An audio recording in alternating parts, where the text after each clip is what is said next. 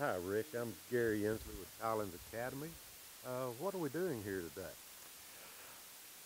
Gary, this is a joint project with a number of people involving a paddlefish and the reintroduction of it to these waters. I'm Rick Lowry with the Caddo Lake Institute, and Caddo Lake Institute with its partners, including the Collins Academy, U.S. Fish and Wildlife Service, Texas Parks and Wildlife Department, the Nature Conservancy, and others, have been planning on releasing and reintroducing a fish that was here until about 50, 60 years ago. It had been here for millions of years. It's older than dinosaurs.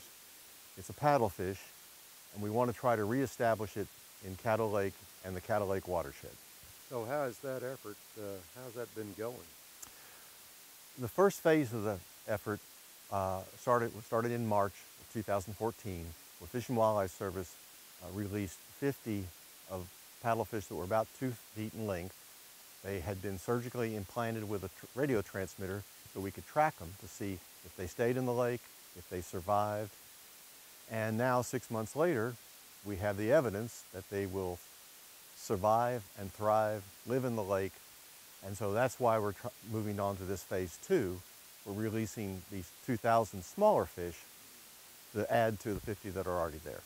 Apparently it's proven successful. What was it that told you that things were going so well? About 10 years ago, we started to look at the lake system and the waters and try to understand what had changed once Lake of the Pines, the lake upstream of Caddo Lake, was built. And it changed the release patterns, or it changed the way the water flowed down to Caddo Lake. And so the scientists we pulled together started talking about how we might change operations at Lake of the Pines to change the release pattern that would change the flow pattern in the river and actually restore habitat for fish like the paddlefish. So the scientists predicted maybe 10 years ago that if we made these changes, we could actually try to restock the paddlefish, and that's the experiment. So did we get it right? Do the paddlefish like the new environment? Are they going to stay with us?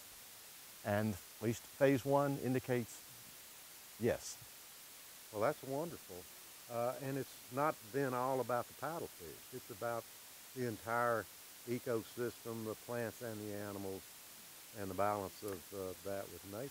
Sure, with the changes in the system, and not just Lake of the Pines, but other things that we have done to the system, we've lost a number of fish. We've changed the system. So the paddlefish are just one indicator of the health. Another indicator is the wetlands. Historically, there were a lot of wetlands through the system. They need to be flushed with water periodically. So we're trying to bring back more of the wetland habitat. That also helps a number of other fish and wildlife species. So yeah, the paddlefish is one of the experiments. We're doing several experiments with these new release patterns to make sure, in fact, what the scientists predict is what we're seeing. Well, that's all wonderful, and it kind of proves the point that, it takes a while to make change happen. And if you do the right things, you can expect some good results. Well, and the other really nice thing about it is it's hard to explain why are we changing flow patterns, what's the big deal? And a paddlefish helps explain what the big deal is. And so it's not just a scientific experiment, it's one we hope to use, and we are using, thanks to Collins Academy and others, to help the public understand what we're doing, and also for schools to use it to teach natural sciences. Well, I can tell you that there are some strong connections to the law and to what schools and teachers are supposed to be teaching. And I can tell you this, Rick, the kids love it. They like hands-on, they like being out in nature.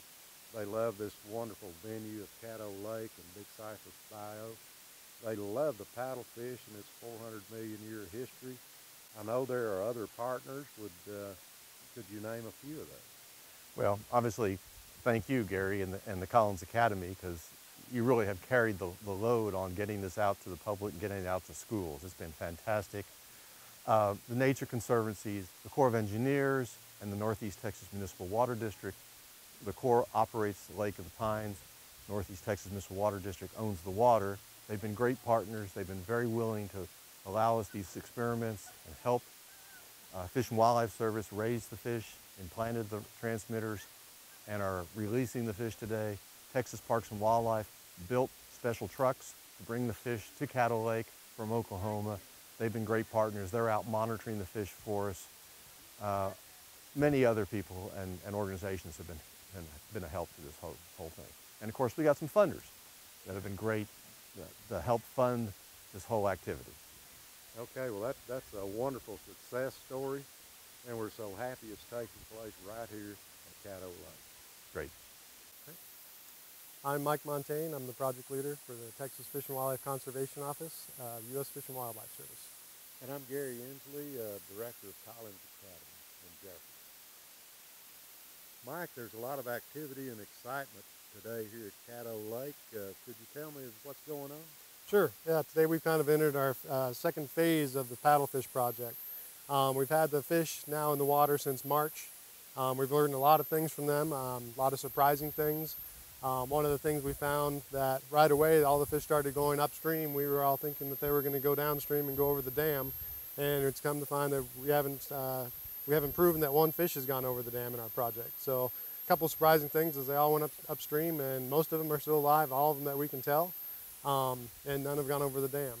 Today the second phase starts. We're going to stock about 2,000 to 2,500 12-inch paddlefish into the Big Cypress Bayou right here at Caddo Lake State Park. Wow, that's wonderful news. It's been about 6 months, I understand. How did you determine that the fish were doing well enough to call this a success? Well, the one that they hadn't gone over the dam, that was that was our big question that we really didn't know if they would do. Back in the late 80s and early 90s, Texas Parks and Wildlife had put some in here, and they would assume that they all went over the dam and out of the system. So it was kind of a surprise when they all turned around and went upstream instead of going downstream for us. Knowing that they've all stayed alive and that we found quite a few of them, if not quite all of them, but we found most of them, is that we decided it was now time to maybe start stocking some additional fish in here for us to study. Once the radio tags are finished in about probably sometime early summer of next year, is we aren't going to be able to track those fish anymore. So we need a much bigger number of fish in the system so that at some point we can start studying what they're doing. Because we haven't put any in quite a while, we really didn't even have any fish to study. So this will allow us the fish and it'll allow us the fish to use in our studies later on to see if they're using, say, the gravel bars up at Bob Saunders' place and see if the flows are tracking them upstream. So now we actually have some fish. We're hoping to have some fish in here that we can actually study in the future. That's wonderful news, and we're so grateful that your agency has put forth the effort over a sustained period of time to conduct this test and then to follow up. And the connection with schools and students from K through post-secondary is quite remarkable, and it would not be possible without the contribution that you and your agency has made to this location on planet Earth. Well, it's our pleasure to get involved in projects like this. There's so many willing partners in this, and especially like your institute, teaching kids to get out there and appreciate the nature. That's part of our mission. And so when we see people doing that, we jump right in and we want to help. Show us how we can help. And so we love being involved, and we have a lot of partners, and there's a lot of outreach, and there's kids learning about the outdoors and actually spending time out there. So it's been our pleasure, and it's right along our mission is just to come in and help groups like that. Well, that's just wonderful, and we look forward to a very long and growing relationship with the U.S. Fish and Wildlife Service, and in particular with your unit. Thank you very much. Oh, we appreciate that, and thank you. Gary Inslee and Mike Gavin here today with at Caddo Lake with Ashley Walford from Bass Pro Shop Outdoor World. We're so happy she's here today. Hi, Ashley. So glad you're here today. Could you tell us a little bit about the new relationship between Bass Pro Shop and Collins Academy? All right. Well, Bass Pro, as you know, we're real big on conservation, and we're real big on education. As you know, most of the kids nowadays are hooked up to a cell phone or hooked up to an electronic device. So we like to get the kids out in the open where they can camp and fish and all kinds of things. And you guys' program it encompasses all of that. And it's amazing because the kids have been able to monitor the fish, and they've gotten a lot of education and resources out of it. So that's really right up our alley. Well, that's wonderful, and I so look forward to the way Bass Pro can help us improve what we're doing. And in particular, y'all are interested in working with us on events. Absolutely. And improving those and bringing some outdoor skills development to those with all kinds of things to see and do and really to apply in the great outdoors. Absolutely. Once you get there. Absolutely. So that's all very, very good. And tell me a little bit more about you and about how Bass Pro Shop integrates with the local community. Well, what I do at Bass Pro is I do all of our events and all of our promotions. Therefore, I'm basically a glorified party planner. Well, that sounds like fun. It is. It's a fun job. I love my job. It's a lot of fun, but what I do is a lot of it is geared towards kids and educating kids, but it also educates adults too. We have a whole lot of seminars on fishing, hunting, everything, just everything. Kids, same thing. We have seminars that were geared for kids.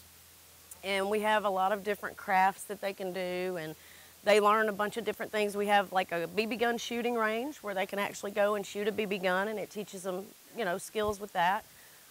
We have an archery range up at Bass Pro, and the kids can go and actually shoot a bow and arrow. We have just different things. Every now and then we bring out a big, it's like a pool, and we go and we catch fish, or Wildlife and Fisheries brings us fish. And the kids get to catch and release the fish. Oh, that's wonderful. And so we teach them how to fish, hunt, everything. Yes, indeed. So that gives us kind of an idea of how Bass Pro Shop's going to help us improve what we're doing at Collins Academy. Right. We appreciate that so much, and I'm sure the children at the schools that we're working with are going to look a whole lot more forward to coming to events when they can do stuff like this. Well, the hands-on is what they absolutely. need. Most people are kinetic learners, and they like the hands-on.